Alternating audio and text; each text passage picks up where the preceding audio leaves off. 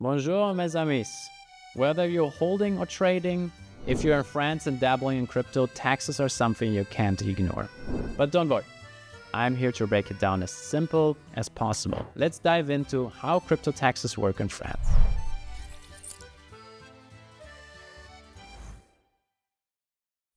First things first, when do you actually pay taxes on crypto?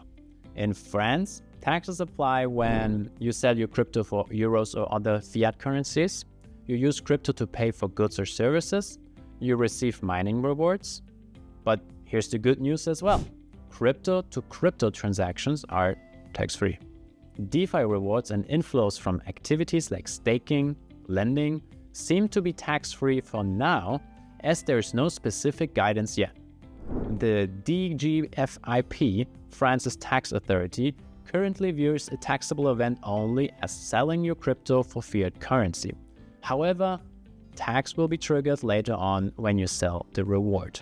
So if you're holding or participating in certain DeFi activities, relax. You might not need to worry just yet.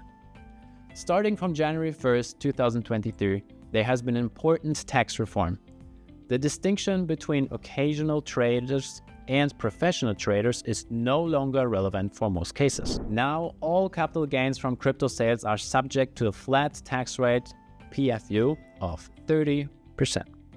And here's the bonus. If your total gains are less than 305 euros in a year, you don't have to owe any tax. However, income from activities like mining is still taxed as regular income, with rates ranging from 0% up to 45%, depending on your total earnings. So keep it in mind if you're earning crypto this way. Et voila! This is your crash course on crypto taxes in France. Got any questions or want more tips? Drop them down in the comments below. And if this video saved you a headache or maybe even a euro or two, don't forget to give it a thumbs up, subscribe for more crypto content, and share it with your fellow crypto fans. Until next time, au revoir.